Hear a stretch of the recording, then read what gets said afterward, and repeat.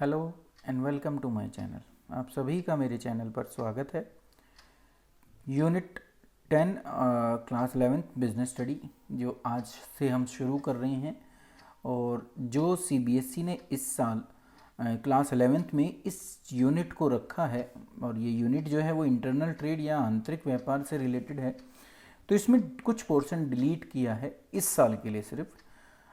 तो हम इसमें अभी जो इस साल करेंगे वो वही पोर्शन करेंगे जो इस साल हमारे सिलेबस का है, और ये टोटल सिलेबस जो इस साल का है ये 3 वीडियो में कवर होगा। तो इन 3 वीडियो में से आज हम पहली वीडियो करेंगे, और पहली वीडियो आप समझ सकते हैं कि क्योंकि चैप्टर या कहीं यूनिट शुरू हो रही है, तो हम सबसे पहले यही समझेंगे कि इंटरनल ट्रेड क्या है। हम इसको ऑलरेडी पढ़ चुके हैं वैसे फर्स्ट चैप्टर के अंदर। आज इसका बस डीप स्टडी करेंगे, डीप इसको समझेंगे। तो शुरू करते हैं अपनी पहली video on unit 10 internal trade class 11 business study. सबसे पहले हम ट्रेड समझते हैं। हम ओब्वियसली इसका मीनिंग सबसे पहले पढ़ चुके हैं, जिसको हम व्यापार भी कहते हैं। Trade refer to buying and selling of goods and services with the objective of earning profit. ये हमें पता है कि हम ट्रेडिंग में क्या करते हैं, पहले गुड्स को परचेज करते हैं, बाइंग करते हैं उसकी, एंड देन उसको सेल करते हैं for the purpose of earning profit from there. On the basis of geographical location, अगर हम जोग्राफिकल लोकेशन के ऊपर बेस्ड करें तो बायर एंड सेलर जो होते हैं, अगर इन दोनों की जोग्राफिकल लोकेशन को देखें तो ट्रेड को या व्यापार को हम 2 हिस्सों में डिवाइड कर सकते हैं, या उसकी 2 कैटेगरी हैं। एक कैटेगरी को हम इंटरनल ट्रेड कहते हैं, जिसके ऊपर ये हमारी यूनिट 9 है, यूनिट 10 है, और एक है एक्सटर्नल ट्रेड, जिसके ऊपर हमारी यूनिट इससे नेक्स्ट 11 होगी। तो इंटरनल ट्रेड का ये हमारा ये वाला यूनिट है, तो हम इसको आगे अब समझेंगे। तो कैटेगरी किस क्या है, 2 हैं, internal trade and external trade. अब हम इंटरनल ट्रेड को समझते हैं।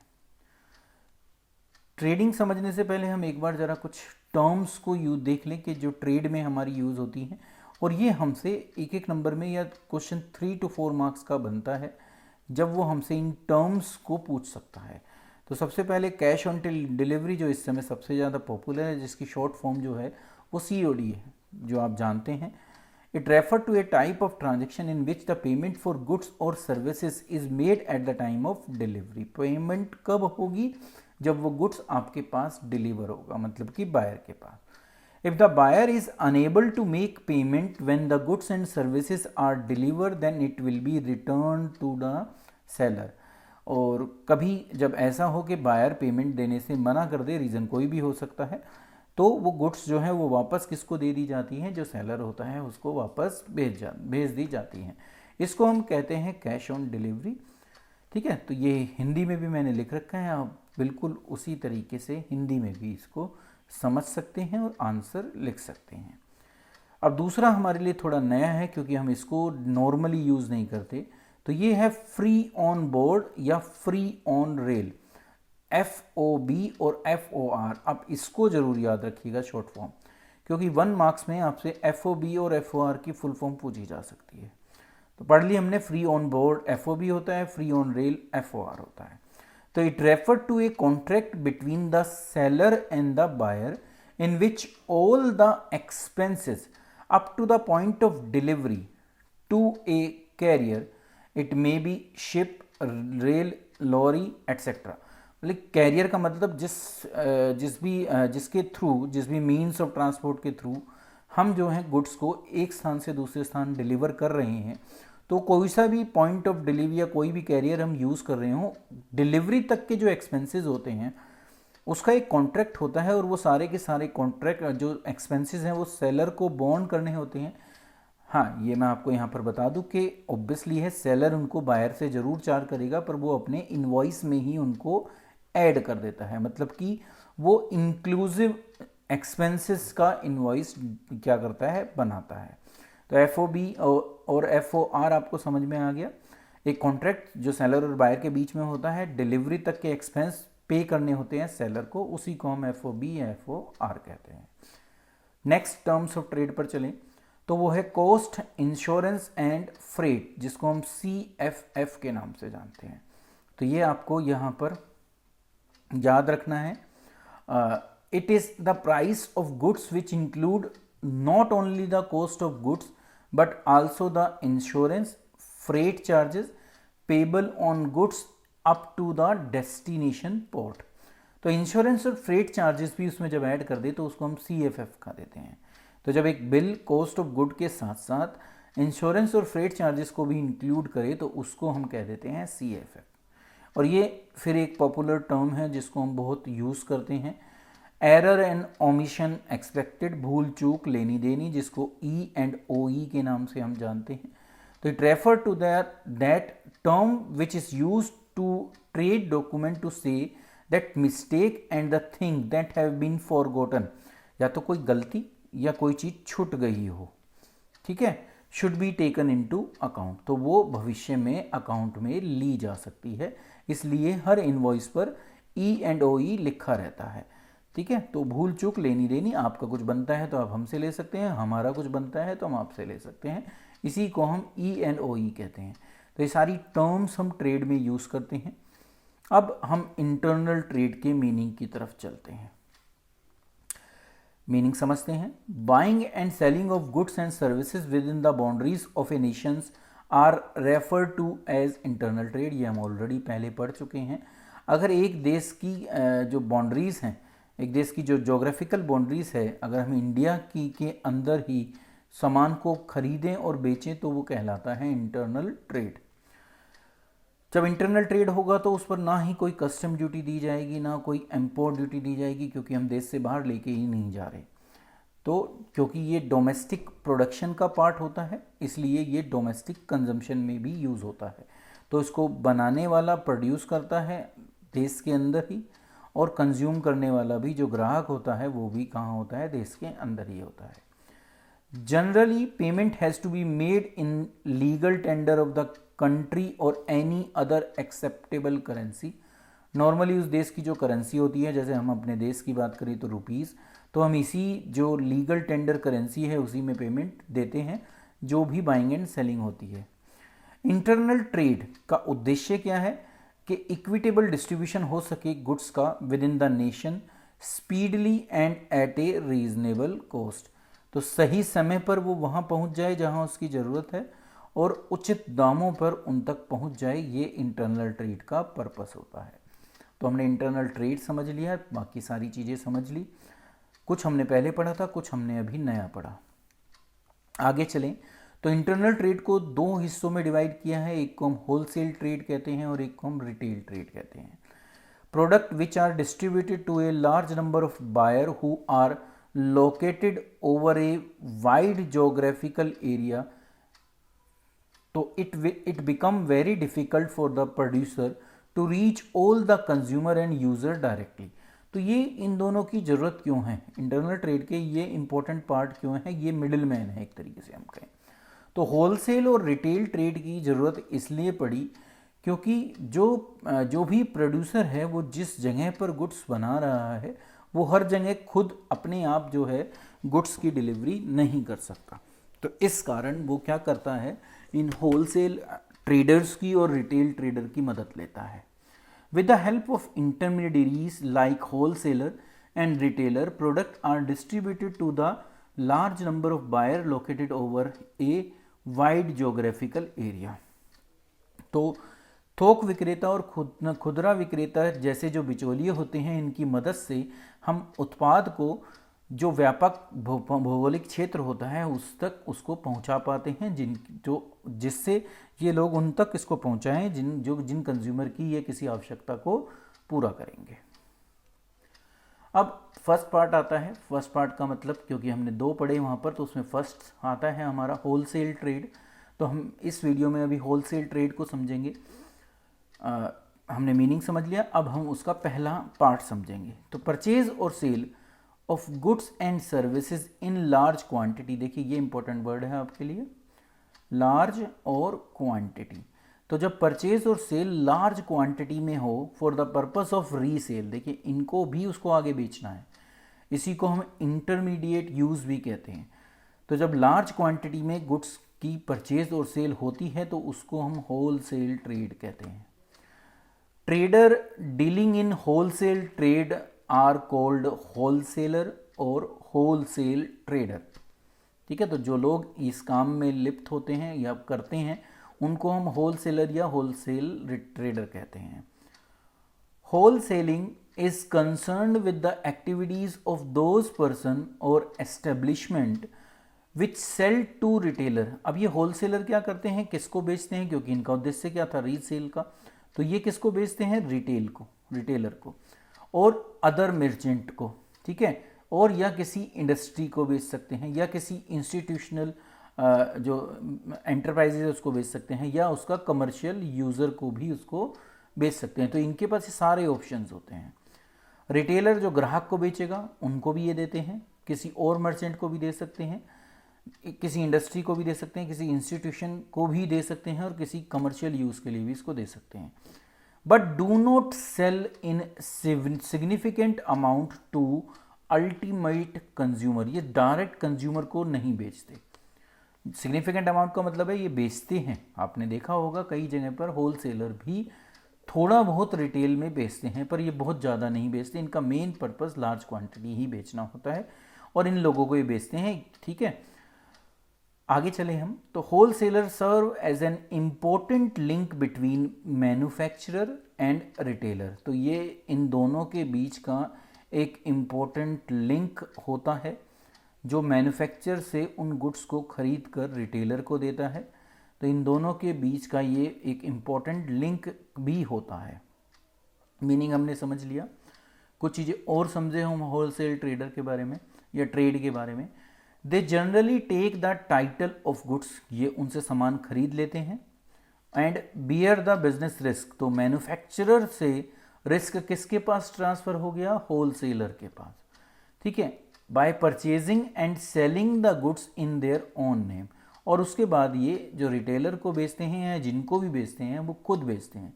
तो इन्होंने अब उस रिस्क को बियर कर लिया जो अब से पहले कौन बियर कर रहा था, मैन्युफैक्चरर।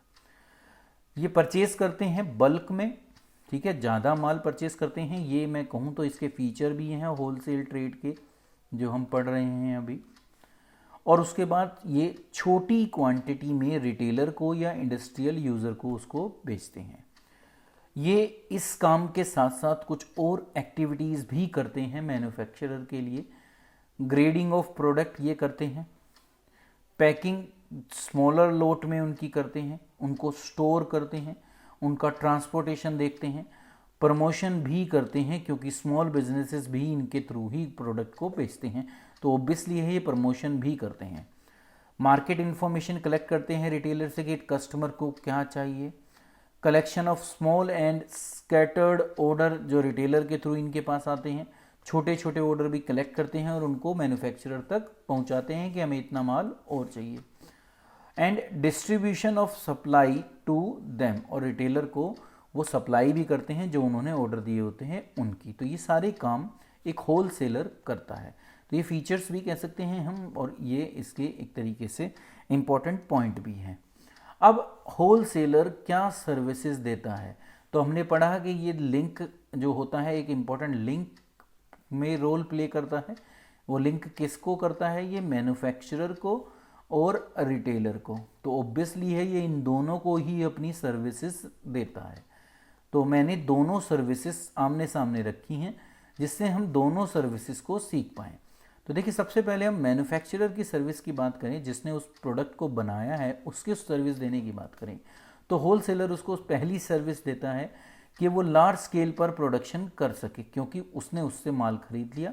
तो होलसेलर कलेक्ट करता है छोटे छोटे ऑर्डर किससे, रिटेलर से, और उसको पूल बनाकर, मतलब कि एक गुच्छा बनाकर किसके पास पहुंचा देता है, मैन्युफैक्चरर के लिए। और बाद में वो उतना ऑर्डर परचेज भी करता है बल्क क्वांटिटी में। तो पहला काम वो ये करता है कि लार्ज स्केल प्रोडक्शन में निर्माताओं की मदद करता है। दूसरा, अगर मैन्युफैक्चरर के पॉइंट ऑफ व्यू से सर्विस समझे तो ये होता है रिस्क बियर करने की, जो अभी हम पढ़ ही रहे थे कि होलसेलर जो मर्चेंट होता है deal in goods in their own name, वो अपने नाम से क्या करते हैं, गुड्स को खरीद कर बेचते हैं। Take delivery of the goods, goods की डिलीवरी भी ले लेते हैं और गुड्स को अपने पास रखते भी हैं लार्ज लॉट में।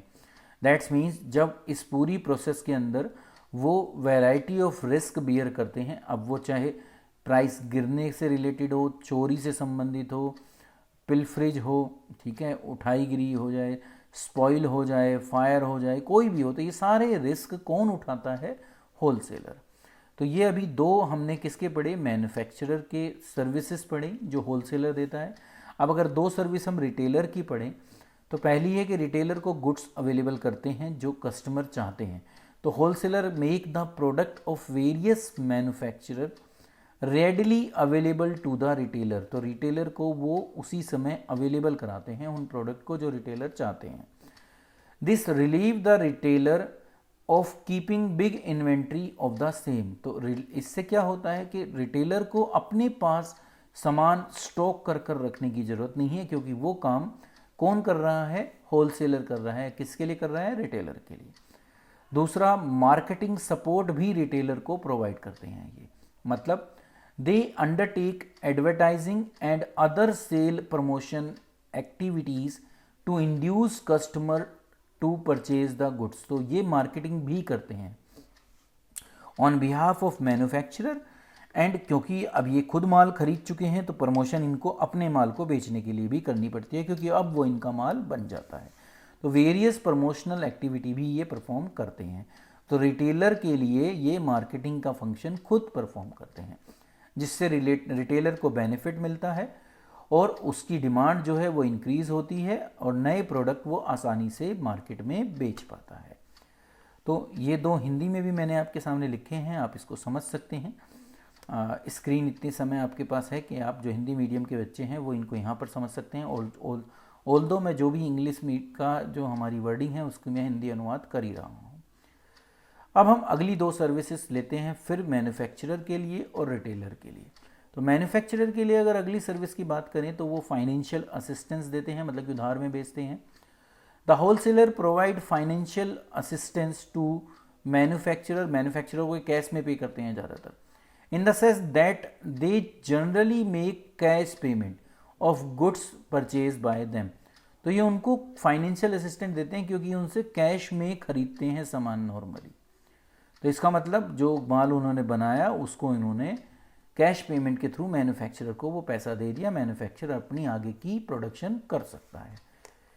साथ ही साथ एक्सपर्ट एडवाइज़र के रूप में भी ये काम करते हैं। किसके लिए? मैन्युफैक्चरर के लिए, क्योंकि इनके पास रिटेलर के थ्रू जो भी वेरियस इंपॉर्टेंट इंफॉर्मेशन है अबाउट कंज्यूमर टेस्ट, उसकी प्रेफरेंस, मार्केट की कंडीशन, कॉम्पिटिटर की क्या एक्टिविटीज़ हैं और बायर क्या चीज़ें चाहता है उस प्रोडक्ट में, ये इस टाइप की सारी एडवाइस किस तक पहुंचाते हैं? मैन्युफैक्चरर तक। तो ये दो काम ये करते हैं, एक को वित्तीय सहायता कहा जाता है, एक विशेषज्ञ की सलाह है। अब अगर रिटेलर की दो सर्विस की बात की जाए जो होलसेलर उनको देता है, तो यहाँ क्योंकि यहाँ तो देखो ये कैश पेमेंट कर रहे हैं, इसके अगेंस्ट ये रिटेलर को उधार भी बेचते हैं जिससे सेल प्रमोट की जा सके। तो होलसेलर जो है जनरली एक्सटेंड करता है credit facility to their regular customer retailer, so retailer can manage their business with relatively less working capital requirement. तो उसको कम पैसे की ज़रूरत पे भी वो काम कर सकता है क्योंकि उसको इतना समय मिलता है उधार चुकाने का। रिस्क शेयर करते हैं, ऑब्वियसली इनसे इसने माल खरीद लिया तो रिस्क इनके पास है, इनको उधार भी बेच रहे हैं तो वहाँ भी ये रिस्क शेयर कर रहे हैं। As retailer are able to purchase merchandise in smaller quantity, छोटे छोटे हिस्सों में ये खरीदते हैं। They are in a position to avoid risk of storage, storage का रिस्क नहीं है उनके पास, पिलफ्रेज का रिस्क नहीं है, ऑब्सोलेंस का रिस्क नहीं है, रिडक्शन ऑफ प्राइस का रिस्क उनको वो नहीं ले रहे, डिमांड फ्लक्चुएशन का कोई रिस्क उनकी तरफ नहीं है। तो ये बहुत सारे ऐसे रिस्क हैं जो कौन उठाता है? सिर्फ होलसेलर उठाता है।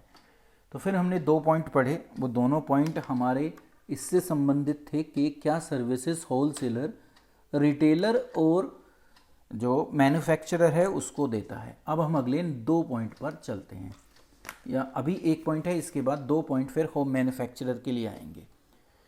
तो अब इसमें भी देखें तो पहला पॉइंट हमारा इसमें दोनों के लिए, या कहें कि मैन्युफैक्चरर के लिए क्या है अगर होलसेलर का, अगली सर्विस हम देखें तो वो है कि वो हेल्प करता है मार्केटिंग फंक्शन में। तो हमने ये देखा था कि वो उसके लिए मार्केटिंग की सर्विसेज भी देता है, ये हमने अभी पढ़ा था। कैसे देता है वो देख लेते हैं हम।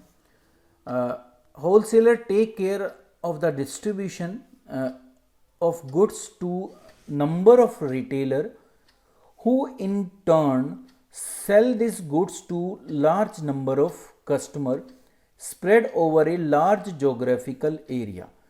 अब रिटेलर अलग अलग एरिया से आते हैं और उन कस्टमर तक वो प्रोडक्ट पहुंचाने में कौन मदद करते हैं? रिटेलर। तो उन तक कौन पहुंचाता है? ये होलसेलर।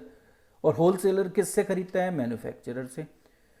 तो इसका मतलब क्या है कि वो मैन्युफैक्चरर की मदद करता है मार्केटिंग करने में भी, प्रमोशन भी वो उनके प्रोडक्ट की करता है। अब अगर रिटेलर की सर्विस की बात की जाए अगली, तो वो है स्पेशलाइज्ड नॉलेज। होलसेलर जो है स्पेशलाइज होता है। रीज़न क्या है कि उसके पास डिफरेंट वैरायटी के प्रोडक्ट नहीं होते, तो वो कम वैरायटी बेचता है, इसलिए जिस भी चीज़ को वो बेच रहा है बल्क में बेच रहा है और उसकी स्पेशलाइज्ड नॉलेज उसके पास होती है, जिसको वो ट्रांसफ़र करता है रिटेलर को। अब रिटेलर को वो नए प्रोडक्ट की, उसके यूजेस की, उसकी क्वालिटी की, उसकी प्राइस से रिलेटेड सारी स्पेशलाइज्ड नॉलेज प्रदान करता है। तो ये था सर्विस रिटेलर की, और ये एक पॉइंट था सर्विस मैन्युफैक्चरर की। अगर अगले पेज पर या अगली स्लाइड पर चलें तो रिटेलर को जो सर्विस दे रखी थी वो तो इतनी ही थी, 5। अब जो आगे की 2 सर्विसेज बचती हैं वो मैन्युफैक्चरर से रिलेटेड है एज पर एनसीईआरटी बुक, क्योंकि ये सब जो मैटर है एनसीईआरटी से ही पिक है। तो एनसीईआरटी के अकॉर्डिंग छठी सर्विस जो मैन्युफैक्चरर को होलसेलर देता है वो है कि फैसिलिटेट करता है प्रोडक्शन कॉन्टिन्यूटी, कि प्रोडक्शन टूटे ना, क्योंकि ये उनको कैश में पे करते हैं, उन तक ऑर्डर पहुंचाते हैं, और उनको जो है कैश में पे करने की वजह से ये अपना जो प्रोडक्शन है वो चलाते रहते हैं। स्टोरिंग की जो जिम्मेदारी है वो मैन्युफैक्चरर की नहीं रह जाती, किसकी रह जाती है? होलसेलर की। तो इतने जो भी डिमांड आती है रिटेलर के थ्रू या कस्टमर के थ्रू, वो उन तक पहुंचाकर वो प्रोडक्शन को कंटिन्यू रखता है। स्टोरेज हम अब से पहले कई बार पढ़ चुके हैं, तो स्टोरेज का काम ये करता ही करता है। तो ये सर्विस हम ऑलरेडी पढ़ चुके हैं कि मैन्युफैक्चरर जो है स्टोर कर कर रखने की जो एक काम था उससे बच जाता है, क्योंकि वो काम उसके लिए कौन कर देता है? रिटेलर कर देता है। तो ये काम थे जो होलसेलर दोनों के लिए करता है या दोनों को अपनी सर्विसेज देता है। अब नेक्स्ट पर चलें तो वो आता है हमारा रिटेल ट्रेड। तो रिटेल ट्रेड का मतलब हम समझते हैं, रिटेल ट्रेड का मतलब है कि purchase and sale of goods in relatively small quantity generally to the ultimate customer, ये बेचते हैं। अब देखिए यहाँ पर क्या इंपॉर्टेंट है, अगर हम रिटेल ट्रेड की बात करें तो रिटेल ट्रेडर वो लोग होते हैं जो स्मॉल क्वांटिटी में परचेज भी करते हैं और उससे स्मॉल क्वांटिटी में सेल करते हैं। किसको करते हैं? अल्टीमेट कंज्यूमर को, जो उसको यूज़ करेगा उसको ये सामान बेचते हैं, और उन्हीं को हम रिटेल ट्रेड कहते हैं। अब जो ट्रेडर डील करते हैं इस रिटेल ट्रेडिंग के अंदर, उनको हम रिटेलर या रिटेल ट्रेडर कहते हैं। अब फिर रिटेलिंग का मीनिंग समझते हैं। Retailing is that branch of business which is devoted to the sale of goods and services to the ultimate consumer for their personal and non business use. तो ये वो लोग होते हैं जो गुड्स को वहाँ तक पहुँचाते हैं जो उसको वास्तविकता में यूज़ करेंगे। तो अल्टीमेट कंज्यूमर तक, जिसको हम अंतिम उपभोक्ता भी कहते हैं, उन तक ये पहुँचाते हैं, जिससे वो उसको अपनी किसी आवश्यकता की पूर्ति के लिए प्रयोग करें। तो उसका उपयोग वो पर्सनली करते हैं और वो उनका पर्पस उसको खरीदना नॉन बिजनेस होता है, मतलब कि वो उसको रीसेल नहीं करेंगे। इसको हम रिटेलिंग कहते हैं। अब फंक्शन क्या है रिटेलर के, जैसे हमने वहाँ देखा था, तो फंक्शन देखे तो वो ही और शी जो भी रिटेलर है वो वैरायटी ऑफ प्रोडक्ट खरीदता है। आप देखो कि होलसेलर के पास प्रोडक्ट की वैरायटी कम मिलती है, स्टॉक बल्क में मिलता है, पर रिटेलर के पास वैरायटी ऑफ प्रोडक्ट मिलते हैं जो वो होलसेल डिस्ट्रीब्यूशन के थ्रू प्राप्त करता है, और छोटी छोटी क्वांटिटी में वो उनको किसको बेचता है? अल्टीमेट कंज्यूमर को। तो वो वैरायटी ऑफ जो प्रोडक्ट होती है उसकी प्रॉपर स्टोरेज करके रखता है, उनको छोटी क्वांटिटी में बायर्स को बेचता है। बिजनेस रिस्क वो भी उतना उठाता है क्योंकि उसके पास मल्टीपल प्रोडक्ट होते हैं। ग्रेडिंग ऑफ प्रोडक्ट वो करता है, मार्केट की इंफॉर्मेशन उसी के थ्रू मैन्युफैक्चरर तक पहुंचती है विद इंटरमीडियरीज ऑफ क्या कहते हैं होलसेल ट्रेड। एक्सटेंड करता है क्रेडिट फैसिलिटी बायर को, ये भी देता है। प्रोडक्ट की प्रमोशन ये भी करता है अपने लेवल पर, क्योंकि ये डिस्प्ले लगाता है बोर्ड वगैरह की, सब कुछ करता है। और वेरियस स्कीम जो भी प्रमोशन की होती है उसमें पार्टिसिपेट करता है। तो ये सारे फंक्शंस हैं रिटेलर के, जो रिटेलर परफॉर्म करता है दोनों के लिए, क्योंकि ये भी दो लोगों को अपनी सर्विसेज देता है, एक देता है होलसेलर को और एक देता है कंज्यूमर को। तो अब उन दोनों को, या ऊपर की बात करें तो दो हैं इसके ऊपर, एक मैन्युफैक्चरर है और एक होलसेलर है। इनको ये क्या सर्विसेज प्रोवाइड करता है, और लिंक क्योंकि ये कंज्यूमर से जोड़ता है तो कंज्यूमर को क्या सर्विस प्रोवाइड करता है वो हम इसके थ्रू समझेंगे। अभी मैंने यहाँ पर ये तीनों पॉइंट पहले इंग्लिश में लिए हैं, फिर इसका हिंदी वर्जन आएगा। तो पहले अभी हम इंग्लिश में समझ लेते हैं इनको। तो पहला इंग्लिश में जो मैन्युफैक्चरर या होलसेलर को वो सर्विस देता है तो वो है कि डिस्ट्रीब्यूशन में मदद करता है उनकी। तो retailer provide help in the distribution of their product by making these available to the final consumer who may be scattered over a large geographical area. तो वो उन तक पहुंचाता है उसको, पहली सर्विस जो मैन्युफैक्चरर और होलसेलर को ये देता है। फिर ये पर्सनल सेलिंग करता है, तो डायरेक्ट बेचता है कंज्यूमर को, जिसके लिए वो बनी है उसको वो डायरेक्ट बेचता है। पर मैन्युफैक्चरर वो काम नहीं करता, होलसेलर भी वो काम नहीं करता। तो ये एक्चुअली उस प्रोडक्ट को उस तक पहुंचाते हैं जिसके लिए उस प्रोडक्ट को बनाया गया है। लार्ज स्केल ऑपरेशन में ये मदद करते हैं क्योंकि यही रिटेलर जो हैं ये कंज्यूमर से ऑर्डर लेते हैं, कंज्यूमर की डिमांड को कहाँ तक पहुँचाते हैं होलसेलर तक, और होलसेलर उसको फिर मैन्युफैक्चरर तक पहुँचाता है। तो कंज्यूमर जो चाहता है, जिस क्वांटिटी में चाहता है, जिस क्वालिटी में चाहता है, उस सब चीज़ों को वो ऊपर तक पहुँचाते हैं। और क्योंकि ये भी रिस्क बियर करते हैं उसको परचेज करने के बाद, तो ये भी फैसिलिटेट करते हैं मैन्युफैक्चरर को लार्ज स्केल प्रोडक्शन में। तो ये तीन सर्विस थी मैन्युफैक्चरर और होलसेलर को, किसकी, रिटेलर की। अब कंज्यूमर की बात करें तो वो चाहते हैं कंज्यूमर उस प्रोडक्ट को उनके पास अवेलेबल कराते हैं। तो सबसे पहला यही है कि रेगुलर अवेलेबिलिटी ऑफ प्रोडक्ट है, हमेशा मिलता है। कंज्यूमर को जब ज़रूरत हो वो रिटेलर के थ्रू उस प्रोडक्ट को बाय कर सकता है, तो उसको अपने पास किसी भी प्रकार की स्टोरिंग करने की कस्टमर को ज़रूरत नहीं है। कस्टमर को ये वाइड सिलेक्शन देते हैं क्योंकि इनके पास डिफरेंट कंपनी के प्रोडक्ट होते हैं, होमोजीनियस प्रोडक्ट होते हैं। हम इकोनॉमिक्स पढ़ते हैं तो हम जानते हैं वहाँ पर। तो ये उनको रिटेलर कंज्यूमर को wide variety of product provide करता है, जिससे कंज्यूमर जो उसको अच्छा लगे उसको चूज़ कर वो उस प्रोडक्ट को खरीद पाए। तो सिलेक्शन के लिए बहुत सारे ऑप्शन वो कंज्यूमर को अवेलेबल कराता है। कोई भी नया प्रोडक्ट आता है तो उसकी इन्फॉर्मेशन भी रिटेलर के थ्रू ही कंज्यूमर तक पहुंचती है, और वो उसकी मार्केटिंग भी खुद बताता है। उसके सारे फीचर्स जो भी हैं, अराइवल कोई स्कीम अगर उस पर है तो वो कंज्यूमर तक उसको पहुंचाता है। तो न्यू प्रोडक्ट की इन्फॉर्मेशन भी कंज्यूमर तक पहुंचाने वाला रिटेलर होता है। अब ये इसका हिंदी अनुवाद है कि माल के वितरण में सहायता करता है, व्यक्तिगत बिक्री में सहायता करता है, बड़े पैमाने पर संचालन को सक्षम करता है। अगर सेवाएं उपभोक्ता की बात करें तो उत्पादों की नियमित उपलब्धता करवाता है, विस्तृत चयन का ऑप्शन उन्हें देता है और नए उत्पाद की जानकारी पहुंचाता है। आप स्क्रीनशॉट लेकर इसको डीपली पढ़ सकते हैं और समझ सकते हैं। अब हम अगली जो सर्विसेज हैं उनके बारे में बात करते हैं। तो फिर 2 यहाँ पर है और 3 यहाँ पर हैं। तो मैन्युफैक्चरर और होलसेलर को रिटेलर अगली जो इन्फॉर्मेशन या अगली सर्विस देता है वो है कि मार्केट की इन्फॉर्मेशन कलेक्ट करता है। मतलब कि कंज्यूमर क्या चाहते हैं वो इन्फॉर्मेशन वो कलेक्ट करता है, क्योंकि वो जो कंज्यूमर है उनसे डायरेक्ट जुड़ा हुआ है और कांस्टेंट उनके टच में है। तो इसलिए वो मार्केट इन्फॉर्मेशन को कलेक्ट कर उसको होलसेलर के थ्रू मैन्युफैक्चरर तक पहुंचाता है। उनका टेस्ट, उनकी प्रेफरेंसेस और कस्टमर का एटीट्यूड क्या है वो सारी इन्फॉर्मेशन वो ऊपर तक पहुंचाता है। तो एक तरीके से रिसर्च में वो हम उनकी मदद करता है। प्रमोशन करता है, ये मैंने आपको बताया था कि कोई भी नया प्रोडक्ट जो है कि जो मार्केटिंग होती है उसमें सबसे ज़्यादा जो योगदान होता है वो रिटेलर का ही होता है। तो ये इनकी प्रमोशन में भी मदद करता है, एडवर्टाइजिंग करता है, शॉर्ट टर्म इंसेंटिव जैसे ऑफर उनको देता है। अब वो चाहे कूपन हो, फ्री गिफ्ट हो, सेल कॉन्टेस्ट हो, कुछ भी हो, वो कंज्यूमर तक उनको पहुंचाता है और वो जानता है कि कंज्यूमर किस तरीके से इस प्रोडक्ट को खरीदेंगे।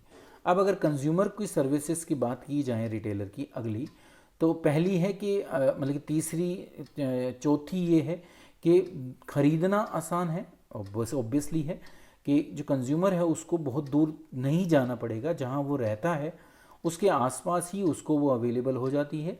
और ये जो रिटेलर के स्टोर हैं वो होलसेलर के टाइम से ज़्यादा समय तक खुलते हैं, तो ये उनको कन्वीनियंस प्रोवाइड करता है कि वो चीज़ों को आसानी से खरीद पाए। नेक्स्ट पॉइंट जो सर्विस है कंज्यूमर को, वो है आफ्टर सेल सर्विस। तो बहुत सारे प्रोडक्ट, स्पेशली अगर हम इलेक्ट्रॉनिक्स की बात की करें, औरों में भी होती है, आफ्टर सेल सर्विस भी वो प्रोवाइड करता है। In the form of home delivery उसकी करवाता है, स्पेयर पार्ट्स उन तक पहुंचाता है, कस्टमर को अटेंड करता है। तो ये सारी सर्विसेज भी एक रिटेलर अपने कंज्यूमर को बेचने के बाद भी प्रोवाइड करता है।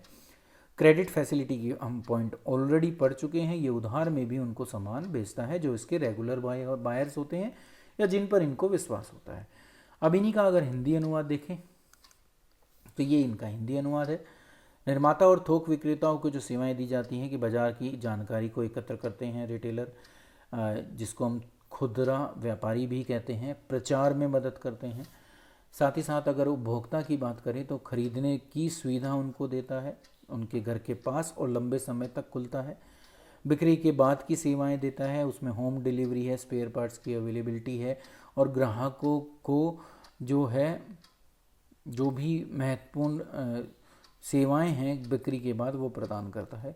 ऋण की सुविधा भी ये उनको देता है।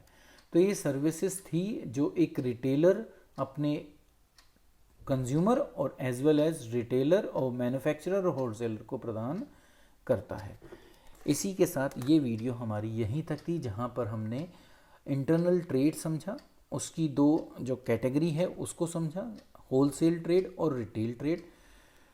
नेक्स्ट वीडियो में हम जो है डिपार्टमेंटल अंडरटेकिंग को समझेंगे जो इस साल के हमारे कोर्स में है। इतने, थैंक यू।